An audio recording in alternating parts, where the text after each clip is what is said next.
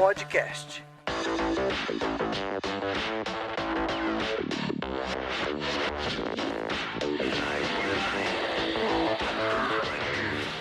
Olá, sejam muito bem-vindos a mais um TOTOS Developers Podcast. Se você gosta de chatbot ou não suporta conversar com uma máquina, ou se adora respostas automáticas ou morre de medo que os robôs dominem o mundo, não tem problema. Você vai aprender muito aqui com a gente hoje. Eu sou Ricardo Manzano, especialista em interface em ambientes multiplataforma e serei seu host. E como eu já dei um spoilerzinho, hoje nós vamos falar de chat de voice bot. Com certeza um assunto muito bacana para a gente desenrolar. E hoje nós temos duas presenças marcantes. Aqui é o nosso primeiro podcast com duas mulheres. Então a primeira é Janaína Pereira. Por favor, vou pedir que você se apresente. Oi pessoal, sou a Janaína Pereira, trabalho com interfaces de voz já tem quase 8 anos, agora em novembro. E estamos aí para desmistificar o que a gente já sabe e aprender muito mais. E completando aqui nosso jardim de flores, Rafaele Gruber. Vou pedir que você se apresente, por gentileza. Olá a todos, meu nome é Rafaele, eu trabalho atualmente na TOTOS, sou engenheira de pesquisa e desenvolvimento e trabalho com um projeto de um framework open source.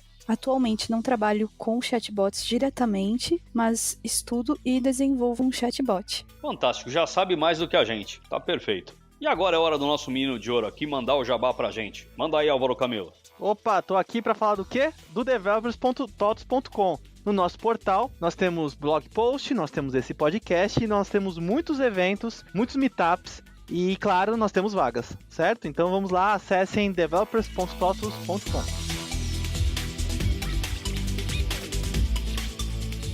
Então vamos começar o nosso primeiro bloco aqui, fazendo uma introdução ao chatbot, a nossa receitinha de bolo básica. O que é o chatbot e qual que é a diferença do chat para o voice bot? Essa pergunta é bem interessante, né? Porque, na verdade, começou tudo com um chatbot.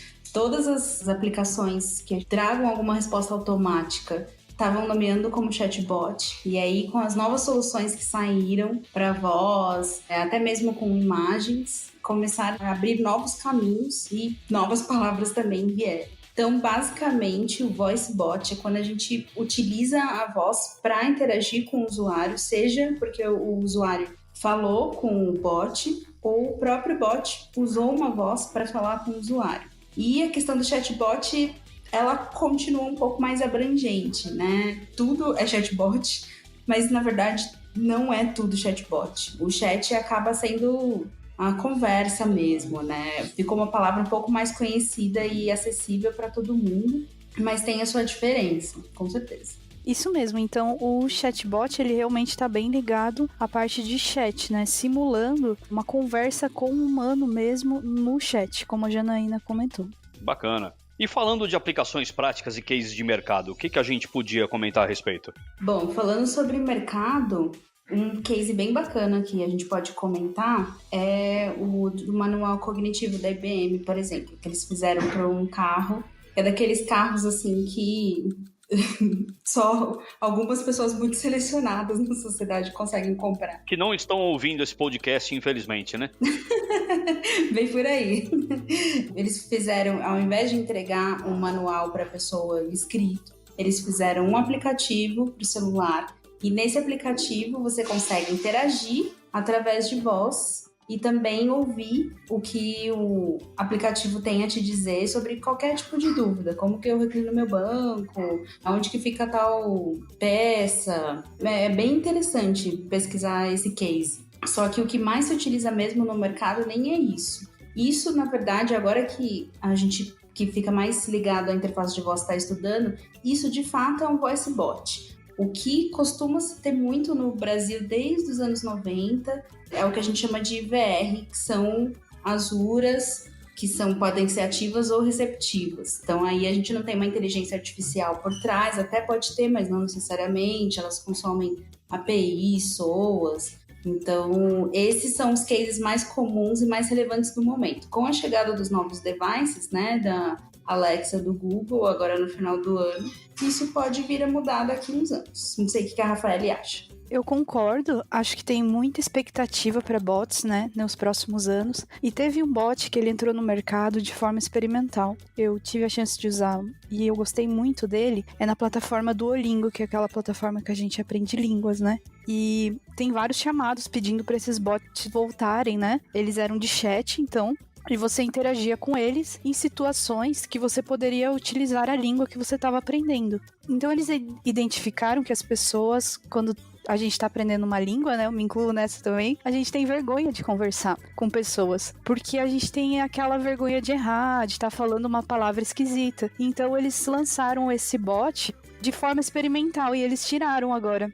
Mas eu gostei muito de interagir com ele, porque você consegue simular que você estava numa pizzaria, pedindo coisas e conversando, e utilizando da língua que estava aprendendo, né? E ele te corrigia também, mas é muito mais confortável falar com ele do que falar com uma pessoa real. Então eu gostei muito daquele chatbot, também tô esperando ele voltar. E tem vários casos no mercado, assim, tem muita startup que tá saindo com bots, é muito interessante. Teve uma também agora, que é brasileira, e são bots também que estão voltados para a área de saúde.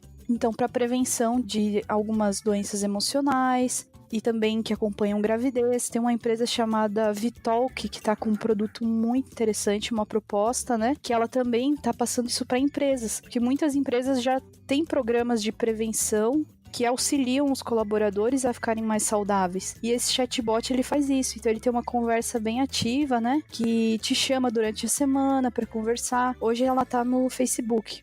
Achei bem bacana também interagir com ela. Então, eu tenho muitas expectativas do mercado desses chatbots que vêm para resolver problemas muito reais e que vão ajudar a gente. E aí eu adoro ficar olhando esses cases novos assim. Quando a gente fala de URA, que a gente até comentou no meio da resposta de vocês, você está falando daquela chatice de ouvir 10 minutos de fala e fala pressione 1, 2 ou 3. Isso seria mais a URA ou isso também entraria em alguma coisa parecida com o chatbot?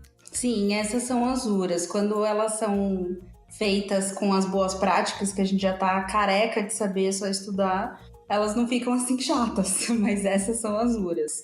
O que a gente tem também são as ativas que entram em contato, não aquela que o usuário liga para uma empresa, aí essas podem ser chamadas de VDAs ou agentes virtuais, mas essas são as mais comuns. Então a gente pode chegar a chamar de voice bot, mas agora o que está mais próximo mesmo de ser um voice bot é essa inteligência artificial que a gente vai ter com os devices, como a Rafa estava falando. É até algo que a gente explorou no último meetup, o quarto meetup de VUI que foi feito, e a gente trouxe uma startup que concorreu lá no Voice Summit em Nova Jersey, e eles ficaram como finalistas de uma solução que eles trouxeram para a voz. Então, de fato, a Rafa está super certa, porque a gente está tratando muito problema com as URAs, é sempre problema, eu preciso resolver alguma coisa, estou estressado. E agora, com essas novas soluções em devices, a gente vai poder fazer tratativas de solicitações também, saúde, com crianças também, o mercado está muito forte.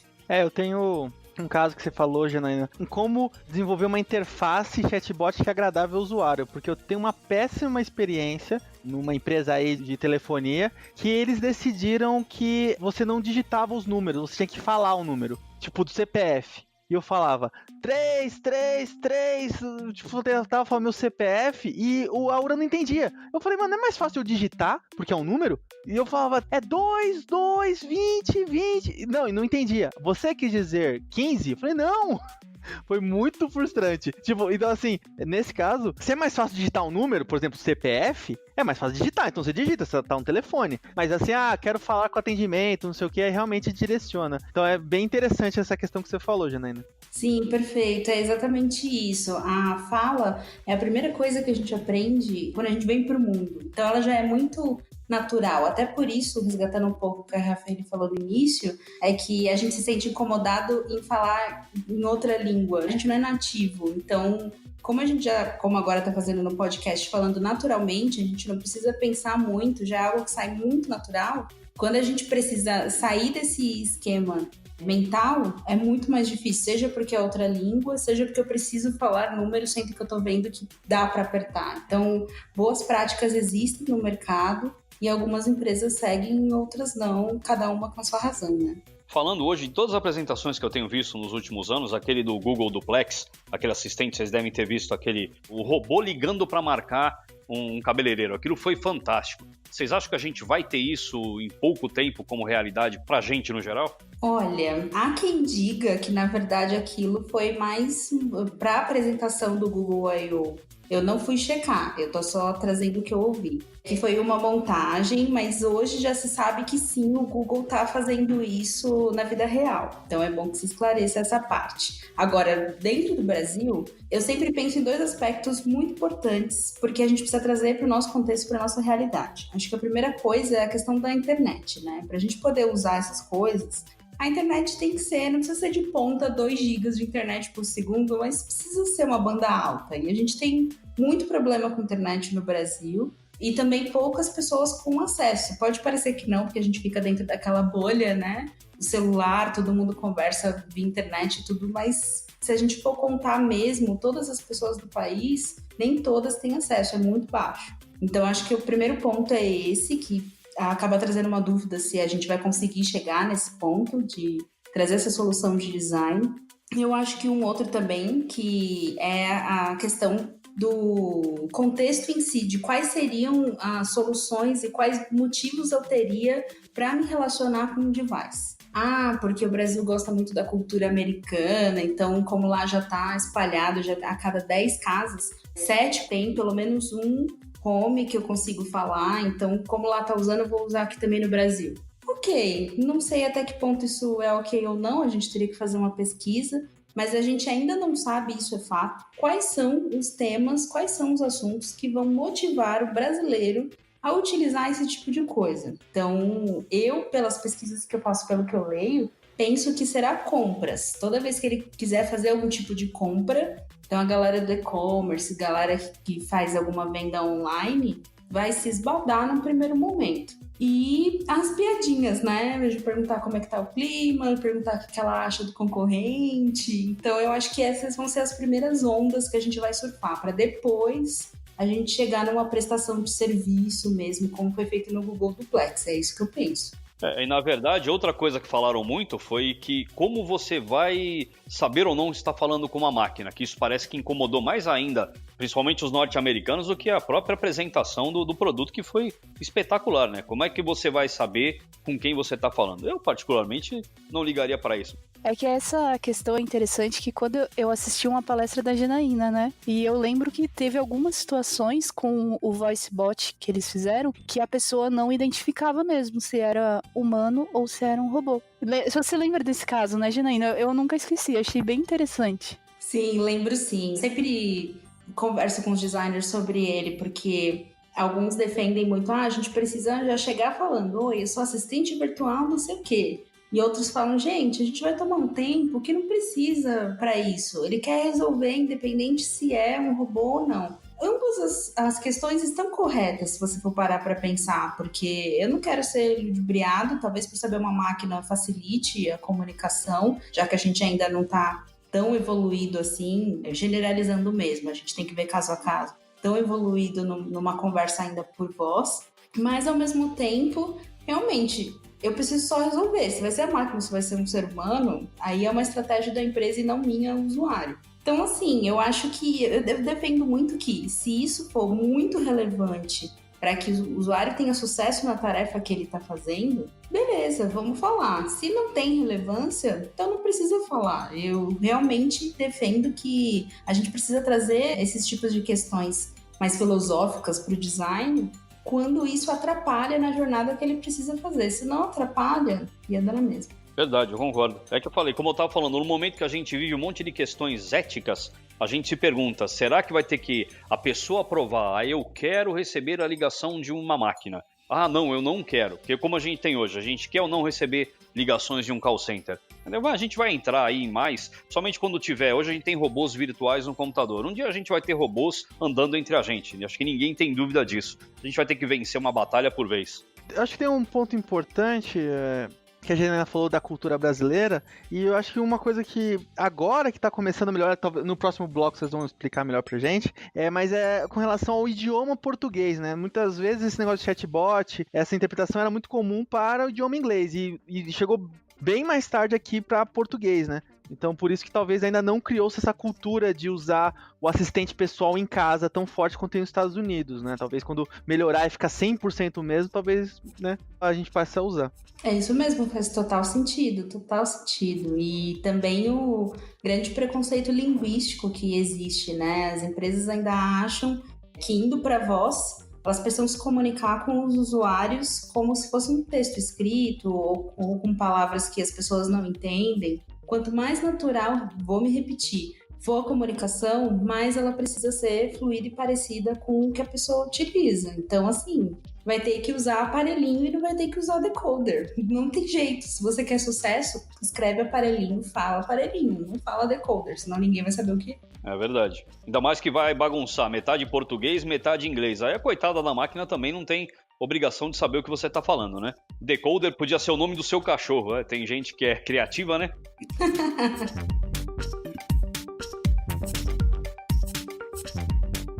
Agora vamos falar um pouquinho de botar a mão na massa disso. Vamos começar um bloco aqui falando de como a gente consegue construir um chatbot. Qual que é a dica para quem tá pensando em começar a brincar com isso? Esse é um assunto realmente longo, né? Eu falo por mim, uma pessoa que não trabalha diretamente com chatbot, mas sempre gostou muito de bots, robôs, esse universo. Então tem muito material na internet. Como desenvolvedor, você consegue desenvolver consumindo algumas coisas prontas já. Então você consegue programar um chatbot em um dia consumindo coisas prontas. Então você vai ter as suas limitações de consumir essas coisas prontas, ou você também pode ser um especialista da área de inteligência artificial e criar coisas mais profundas, vamos falar assim, né? Então as dicas seria pesquisar na internet, ver qual que vai ser a linguagem que você vai querer usar, qual que vai ser o seu objetivo e qual que vai ser o objetivo do seu bot. Também verificar se você realmente precisa de um bot. Foi bem bacana essa fala da Rafaeli, porque a visão que eu tenho, na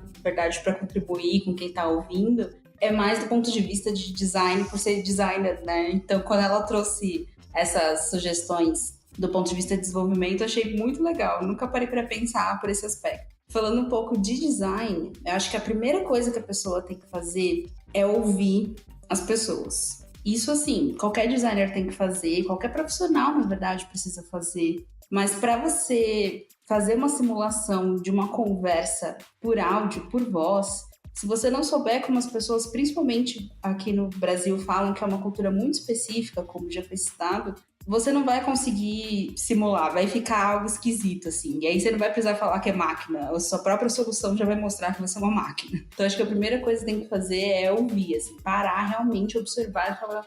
As pessoas falam muito rápido do jeito que eu tô falando agora, ou elas falam mais devagar porque elas estão querendo chamar a atenção, enfim.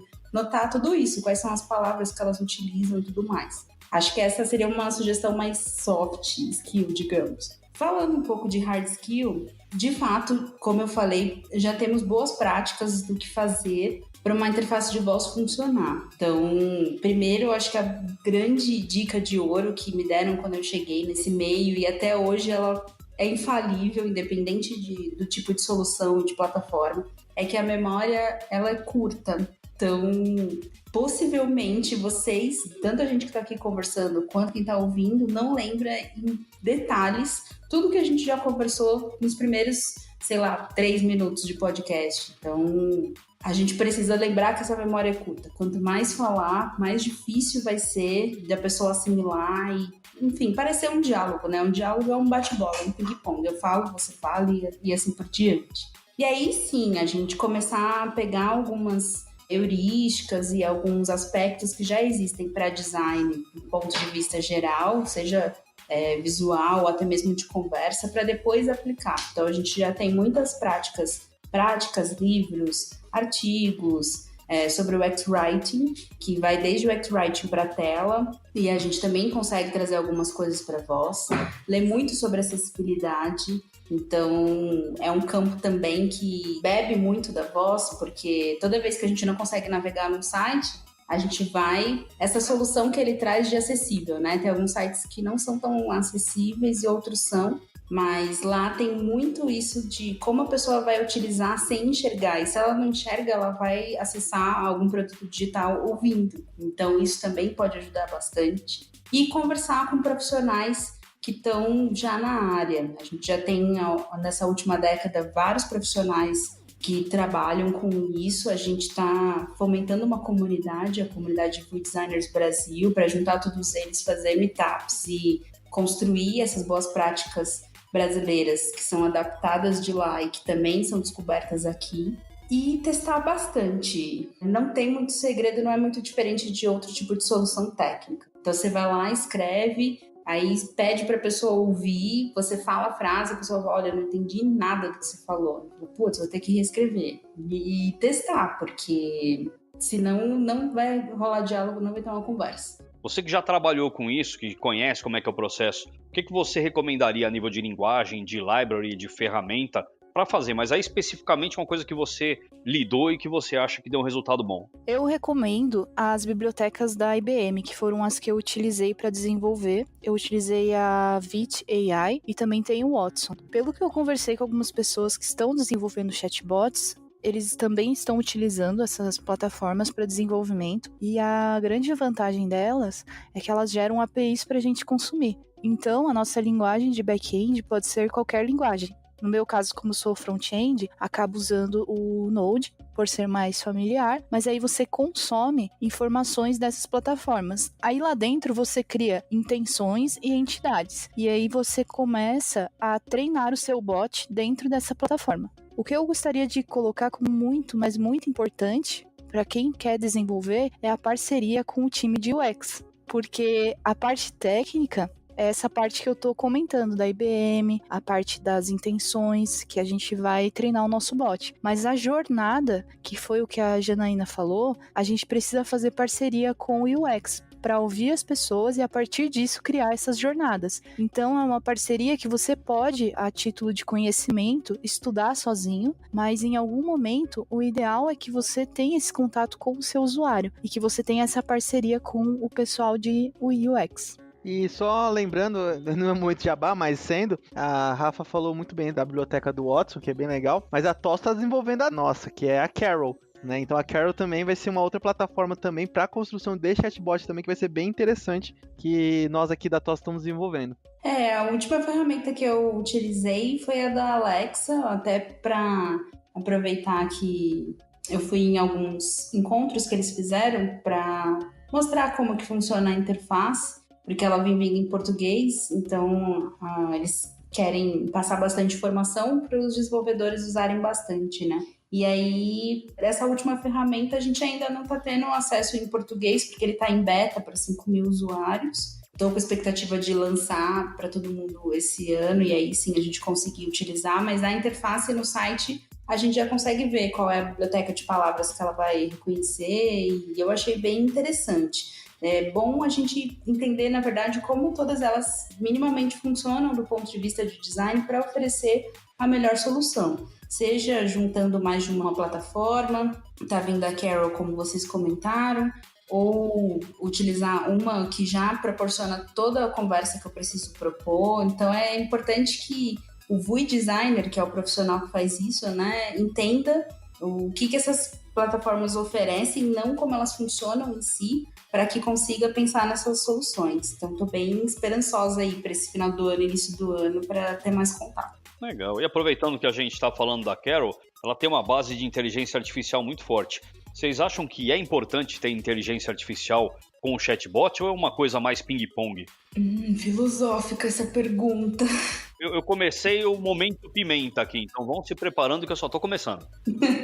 É que eu, como designer, sempre vou responder depende, né? Eu respondo depende para todo mundo. Porque assim, se você for pensar em uma solução que não tem inteligência artificial, como eu falei, ela pode beber de algumas APIs, alguns serviços que podem estar disponíveis, né, em outras plataformas. E aí, esses serviços já conseguem me trazer uma jornada personalizada, como a gente estava falando. Digita o CPF. Digitou o CPF? Nossa, já sei tudo, desde quando você é meu cliente, se você tem alguém aberto, se você fez uma compra semana passada. Óbvio que depende de tudo da gente ter essas informações disponibilizadas, mas é possível. Então, não precisaria de uma inteligência artificial para personalizar. Eu acho que precisa de uma inteligência artificial para que ela fique um pouco mais natural e livre, que é o que a gente chama de jornada aberta. Então, quando a gente tem uma interface de voz que, sem inteligência artificial, ela precisa ser uma conversa fechada. Então, é a própria interface que vai guiar o usuário e vai dar a entender de que ele está controlando a conversa, mas na verdade não, porque as opções são muito restritas. Quando a gente tem uma inteligência artificial, é totalmente diferente. A gente já traz NLP, NLU, e aí sim a gente tem uma conversa aberta, que ele vai lá e eu faço uma pergunta, ele pode me perguntar, ele não precisa necessariamente me responder. E aí eu vou usar a inteligência artificial para propor uma jornada que seja dentro do que ele está fazendo. E aí vem os treinamentos, toda a curadoria, como a Rafaeli explicou, das intenções. É bem mais amplo o espaço, mas só que ele fica muito mais natural. Porque numa conversa não é isso, né? Eu pergunto, você responde, eu pergunto, você responde. Às vezes tem pergunta para depois responder. E às vezes tem uma resposta depois da resposta. Então é um pouco mais complexo na vida humana. Já fiquei até tonto aqui. Você precisa entender um pouco, como a Rafaeli falou, o objetivo que você tem disponível do ponto de vista de desenvolvimento para aí entender se você vai precisar de uma inteligência artificial ou não. Eu concordo muito com a Janaína. A palavra-chave é depende. Depende muito do que você vai fazer. Se o teu chatbot ele vai ser um chatbot mais simples, mais básico, por exemplo, um chatbot para abertura de issues, um chatbot que realmente ele está automatizando um processo muito fechado. Aí não faz sentido você usar a inteligência artificial com ele. Agora, se você está construindo um chatbot que vai ter um aprendizado, por exemplo, você quer fazer seu chatbot passar no teste de Turing lá, né? Então você precisa muito que ele tenha essa característica. E vai depender de todos esses fatores.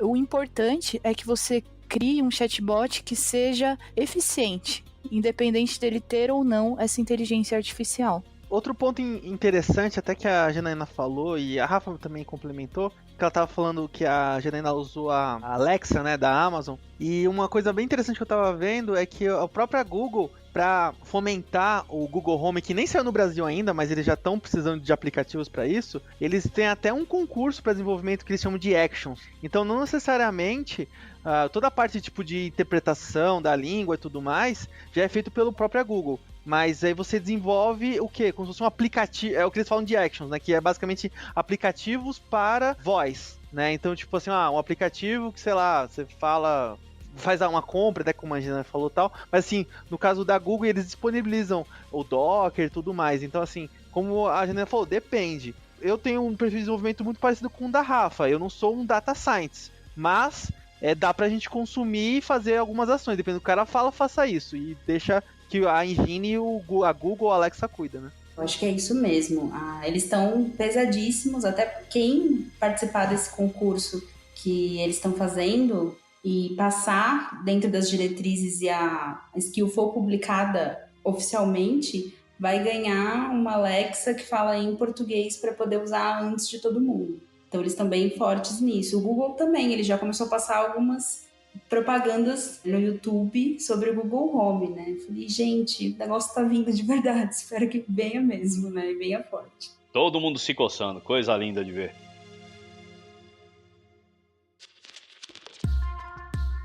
Vou perguntar, qual que é a dinâmica para construção e manutenção de um chatbot? Para fazer o monitoramento, aprendizado? Vou começar então essa resposta de novo dizendo depende, porque quando temos uma inteligência artificial é feito de uma maneira e sem inteligência artificial é bem diferente. Sem inteligência artificial, a primeira coisa que a gente precisa entender é qual que é a natureza da interface. Se é uma interface numérica, que a gente chama de DTMF, ou se é uma interface por voz, que é o VDA ou agente virtual, onde o usuário fala e a interface entende e vice-versa. Aqui a gente tem, nessa que é voz com voz, o NLU e o NLP, e escutando a gente já consegue ter alguns insights do que poderia melhorar. Para ficar sustentado, os dados com as marcações que são feitas nas intenções ajudam muito, mas só de escutar já é bem bacana. Quando é só numérica, aí sim, a gente precisa entender primeiro quais foram as marcações feitas, porque elas serão os guias para que a gente escute algumas ligações e aí sim consiga saber o que pode melhorar dentro daquela interface. Então é um pouco mais manual, digamos. Agora, se a gente está falando de um voice bot, como ele já fica dentro de uma plataforma, ele já é codado um pouco diferente, pelo menos na minha visão, né? Acho que a Rafaeli talvez possa complementar. Ele é codado de uma forma diferente dessas interfaces que são Azuras, é outro contexto, é outro propósito, é outra coisa completamente diferente. Aí sim a gente entra no contexto de bot mesmo. Então tem a equipe de curadoria, onde eles vão pegar quais são as palavras que estão mais interferindo entre as entidades e as intenções. E aí de lá a gente vai fazer um estudo para que depois se proponha uma melhoria. Então cada interface tem o seu processo diferenciado. É isso mesmo, depende muito da aplicação, de como é feito, da inteligência artificial. No geral, você tem um local, falando assim de forma simples, onde tudo que ele não entendeu, ele coloca lá. E a partir dali você pode mandar para essa área, que a Janaína comentou, onde alguém vai ajudar ele a entender qual que é a intenção daquela frase, né? Por que ele não entendeu. E isso é interessante porque ali você também consegue filtrar, às vezes, alguma coisa ofensiva. Então, essa parte desse ciclo dele é bem importante para ele se desenvolver. As coisas que ele vai aprender. Você também pode ter aquela parte de feedback do usuário, que ele, geralmente, quando a gente interage com um chatbot, né? Ele pergunta se resolveu, ou ele fala que não entendeu. Então, tudo isso faz parte desta manutenção do chatbot, né? Essas funcionalidades de entendimento, elas ajudam a sempre evoluir esse chatbot e também a ele cada vez ficar mais adequado ao negócio. Por isso que o chatbot ele é uma coisa sem fim. Quando ele tem uma inteligência artificial, ele está sempre aprendendo. Para isso que serve essa parte de entendimento e esse monitoramento do que o meu chatbot está entendendo, como que ele está interagindo com as pessoas que usam ele. Legal, eu vou aproveitar que você falou de problema, Rafa, e vou entrar no segundo momento pimenta aqui. Em que momento vocês acham? Aí a resposta pode ser tanto como usuário quanto como desenvolvedor de um chat ou de um voice bot. Em que momento essas duas ferramentas podem atrapalhar a operação ao invés de ajudar? Bom, eu acho que pode atrapalhar quando a solução não consegue resolver o que o usuário precisa. Então, por exemplo, já teve algumas situações em que eu me deparei com projetos em que a gente tinha que soltar o microfone para o usuário falar alguma reclamação ou algum elogio, por exemplo. E de lá ele ia conversar com alguém em 100% dos casos. Aí eu falei, tudo bem, por que a gente vai então soltar o microfone para ele falar? Não é melhor então ele ir direto falar com alguém, já que em 100% dos casos a gente vai ter um transbordo? Ah, é porque de lá a gente aí vai ver o que vai fazer com isso. Eu falei, então isso foi muito ruim, porque primeiro, o usuário vai ter que repetir de novo para a pessoa que vai falar com ele lá no call center, ele vai ter depois uma expectativa, já que ele falou para a máquina, e a máquina vai simplesmente falar assim, valeu, já estou te transferindo. Então, assim, atrapalha. Se a gente não vai fazer alguma coisa com o que o usuário está trazendo de problema, tira isso da frente, não fica criando unicórnio, sabe? Deixa que o unicórnio que está lá no call center resolva. Eu acho que é bem assim, curto e grosso. É a coisa de brasileiro criar burocracia para tudo, né? Só falta criar burocracia num voice bot, né? Quando na verdade a ideia dele é facilitar e acelerar o serviço, né? Mas você nunca duvide da capacidade do brasileiro. E como uma pessoa que gosta muito de bots, que sou, eu acho que o chatbot em si, ele não atrapalha. É o que a Janaína falou, tem muito a ver com a jornada que foi programada para ele, né? Então, ele tá só seguindo o que a gente fez para ele. Então, na minha visão, ele não atrapalha. O que atrapalha é realmente essa construção do projeto, da jornada, como ele tá interagindo. Ele está fazendo o que foi programado, né? É como todo programa, né? A gente fala, o programa deu problema. Não. Foi o Orelha que estava no teclado que fez besteira na hora que digitou. O programa nunca dá problema. E aí, xinga o pobre do bot, né? Mas a culpa... xinga ele no chat, xinga ele na voz, mas talvez a culpa é de quem programou ele, né? Eu já peguei pra, sei lá, ligar num saque que era um chatbot, eu falei, atendimento! Tipo, por favor, atendimento! pra me jogar no atendimento. Quem nunca, né? Maldade. Então, essa é outra regra de ouro. Se você tem um bot que ele é limitado, independente do motivo, seja porque não deu para colocar dinheiro, ou porque ainda não tem serviços, ou não tem uma inteligência artificial legal, enfim, independente do motivo. Se você tem um bot que é limitado, já fala o que o seu bot faz, porque aí você não vai passar esse carão da pessoa ficar lá achando que ele faz tudo, mas não faz porque não responde. E o inverso também, o usuário não perde o tempo dele falando, eu queria tanto fazer X, mas não dá certo, será que sou eu? Será que é a máquina? Isso aqui não responde. Vou ter que procurar uma ajuda real, né? Espiritual, né? Ou espiritual, exatamente. Então, assim, já fala, olha, o que eu posso fazer é ABC. Não, aqui eu tenho um macete pro Álvaro. Se ele falar cancelamento, eu tenho certeza que vai passar pro atendimento. Eu não tenho dúvida disso. Foi complicado aquele dia. Atendimento! Que eu acho que meu cartão foi clonado, coisa assim, eu tava desesperado e não queriam me passar. Você quis dizer, sei lá, saque? Eu falei, não, atendimento! Que maldade. Tem muitas características dos nichos, como vocês estão trazendo, assim. O que a gente quer dizer com isso? Cada nicho de mercado tem as suas urgências. Então, se a gente tá lá numa questão de banco, tem coisas que, por mais que o bot vá resolver, a pessoa não quer, ela se sente culturalmente mais abraçada se falar com alguém. Então, roubo, essas coisas. Eu deixo a porta aberta também para falar com alguém, além de falar com o bot, né? Qualquer outro nicho também vai ter suas outras peculiaridades. Você tá num voo, meu voo foi acomodado. Não sei se eu quero falar com a máquina, vocês mudaram meu voo, você quer que eu fale com a máquina? Então, assim, importante também entender aonde aperta o calo do usuário, que isso vai ajudar a tirar o bot da frente e o seu usuário vai se sentir mais feliz. Eu tô imaginando o Álvaro tentando falar do cartão dele. Tá tudo resolvido, então você me passa o seu nome inteiro e a mulher é um voice bot. Me passa o seu CPF e ele tentando anotar tudo. Ia ser uma coisa engraçada de ouvir. Não, isso aconteceu nem precisa ir muito, hein? Acho que eu peguei raiva de chatbot. Não, tô brincando. Ontem mesmo a internet na minha casa caiu. E eu liguei lá, né, pra operadora. Aí eu fui atendido pelo chatbot. Então você tá com problema, faça isso. E se der qualquer problema, ligue pra gente. Tchau. Aí desligou. Falei, não é possível. Aí eu tive que ligar de novo. Olha, eu vi aqui que você me ligou. Você quer falar com um atendente? Ou sim, porque eu já tinha feito isso. Mas tipo, o cara desligou a minha cara. O chatbot falou assim, faça isso e qualquer coisa liga pra mim de volta. Tchau. Cara, tá aí a dica pra todas as operadoras, cara. Se fizerem isso em todas as ligações, resolveu o problema delas, né? Ou piorou, né? Eu falei, resolveu o problema dela, o cliente, coitado, né?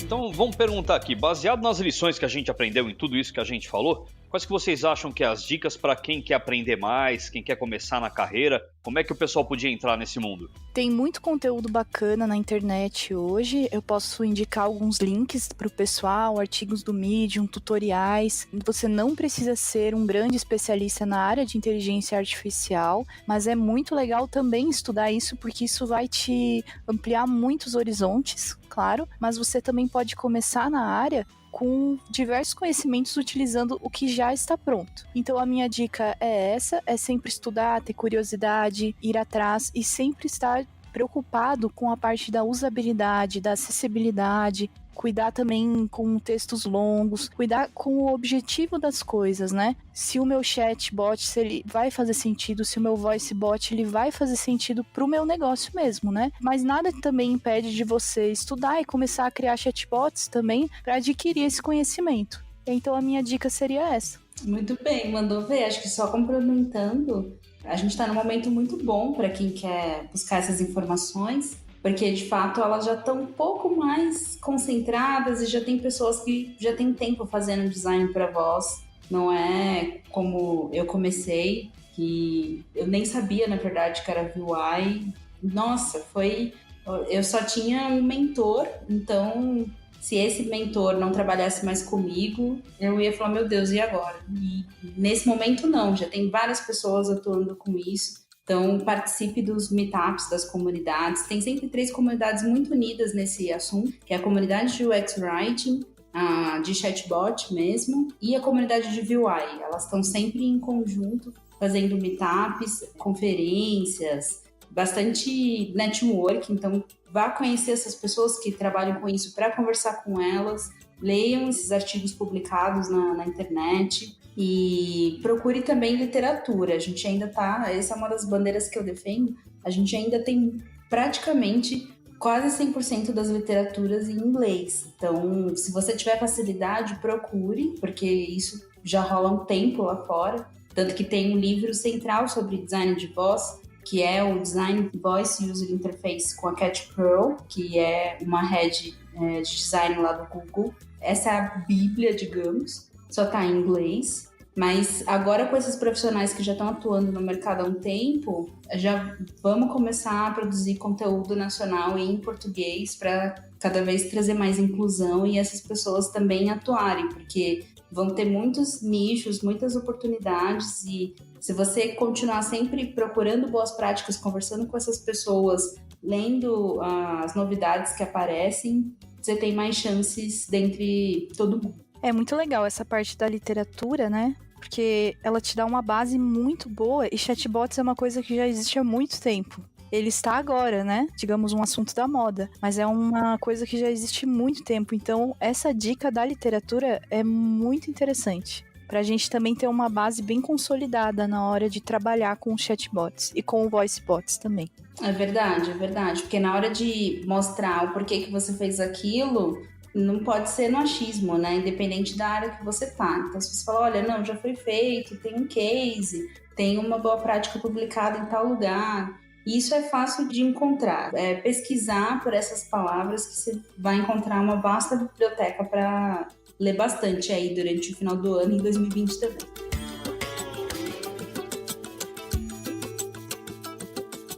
Pra finalizar, então, a gente sempre pede no final dos nossos programas uma dica da semana. Livro, evento, qualquer coisa. Pode ser ou não relacionado, tá? Não necessariamente. Então, começa aí, Janaína. Uma dica aí de leitura, de sexo, assistindo, qualquer coisa. Jogo, enfim. Que legal.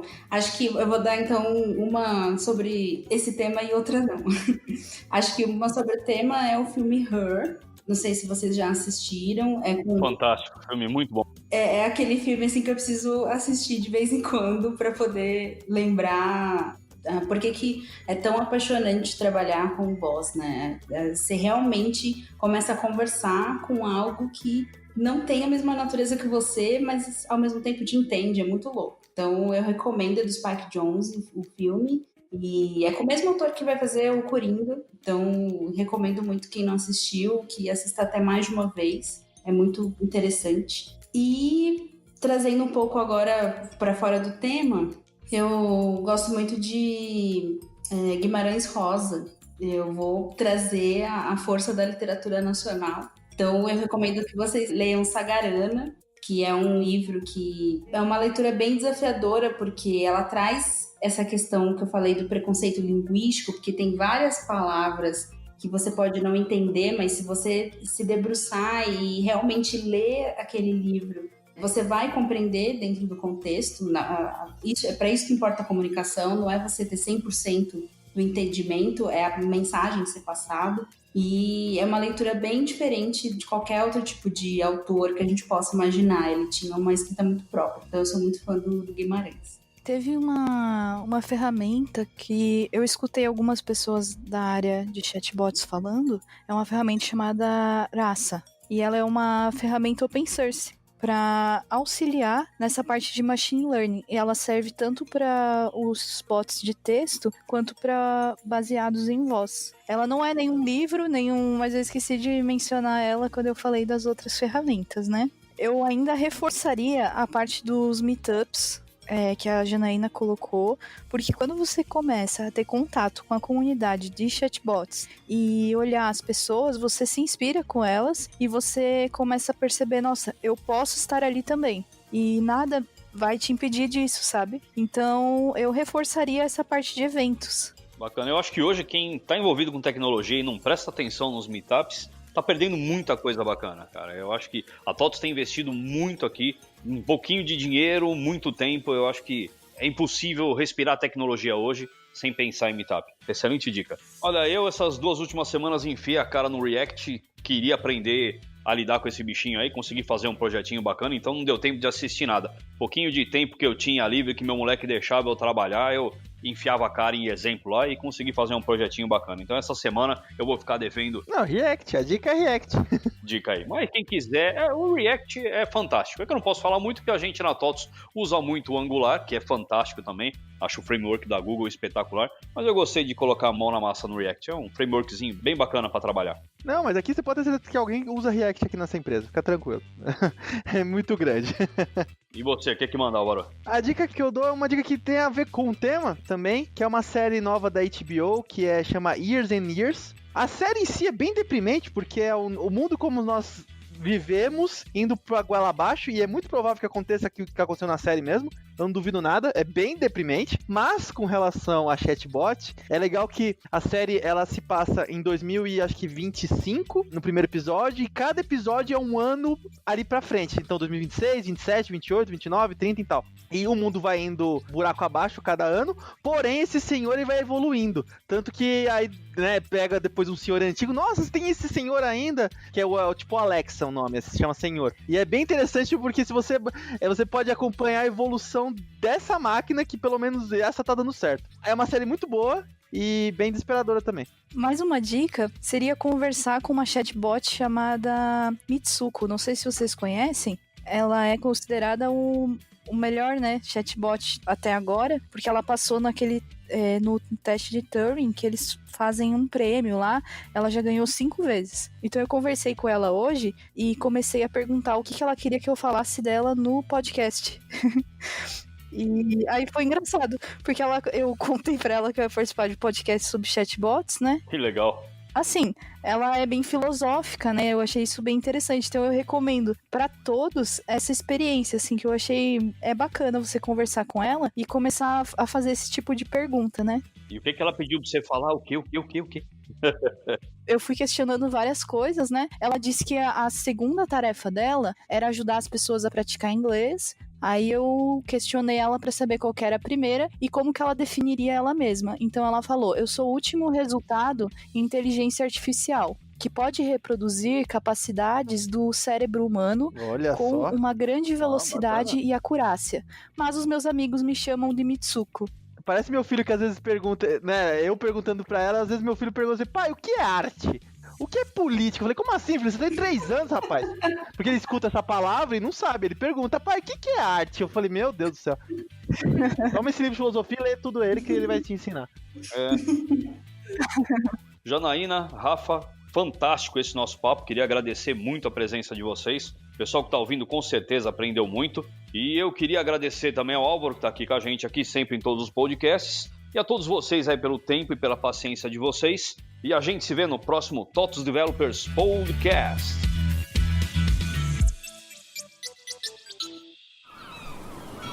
Este podcast foi editado pela Maremoto.